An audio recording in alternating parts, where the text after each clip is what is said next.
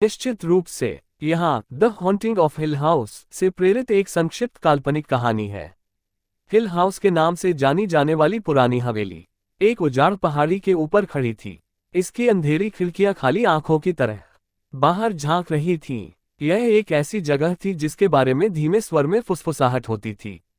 एक ऐसी जगह जहां परछाइयां नृत्य करती थीं और हवा रहस्य फुसफुसाती थी। 4 व्यक्ति अपने अपने कारणों से हिल हाउस की ओर आकर्षित हुए। एलेनोर, एक युवा महिला जो अपने सांसारिक जीवन से भागने की कोशिश कर रही है। थियोडोरा, अलौकिक के प्रति आकर्षण रखने वाला एक कलाकार।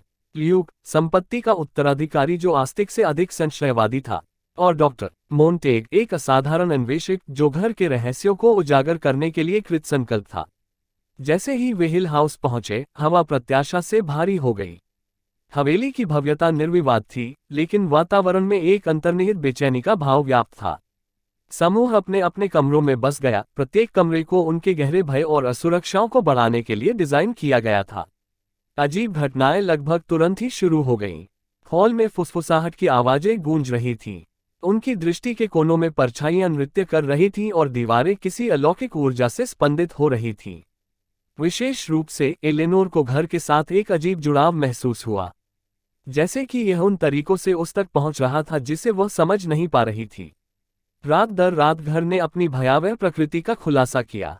दरवाजे अपने आप चरमरा कर खुल गए, फर्नीचर बिना किसी स्पष्टीकरण के हिल गया और खाली कमरों में भयानक हंसी गूंज उठी। एलेनोर का दिमाग उसकी विवेकशीलता और हिल हाउस के भीतर पनपने वाली द्वेषपूर्ण ताकतों के बीच युद्ध का मैदान बन गया।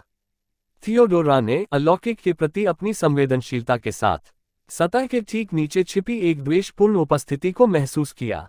असंभव को देखते हुए ल्यूक का संदेह डगमगा गया और यहां तक कि तर्कसंगत अन्वेषक डॉक्टर मोंटेग को भी अस्पष्ट घटनाओं को समझाने के लिए संघर्ष करना पड़ा। जैसे जैसे उनका प्रवास लंबा होता गया, समूह के बंधनों का परीक्षण होता गया और वास्तविकता और दुःस्वप्न के बीच की रेखा धुंधली होती गई। विशेष रूप से एलेनोर ने खुद को घर के अंधेरे इतिहास के साथ तेजी से उलझा हुआ पाया। उसका अपना अतीत उन वर्णक्रमीय कहानियों के साथ विलीन हो रहा था जो उसके हॉल के माध्यम से फुसफुसाते थे। एक चरम संघर्ष में समूह ने उस दुष्ट शक्ति का सामना किया जिसने हिल हाउस पर कब्जा कर लिया था। यह एक ऐसी लड़ाई थी जिसने उनके साहस और संकल्प की परीक्षा ली, उनके विश्वास को जड़ तक हिला दिया। अंत में घर की पकड़ टूट गई, लेकिन नुकसान के बिना नहीं। जैसे ही वे हिल हाउस से निकले, प्रत्येक व्यक्ति अपने साथ अपनी कठिन परीक्षा के निशान ले गया। हवेली बनी रही, इसके रहस्य इसकी दीवारों के भीतर बंद हो गए।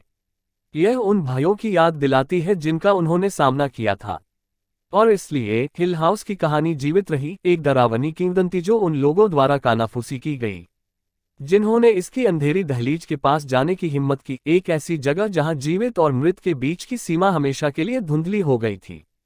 नोट: ये कहानी the haunting of hill house से प्रेरित एक काल्पनिक रचना है और मूल उपन्यास का कोई अंश नहीं है।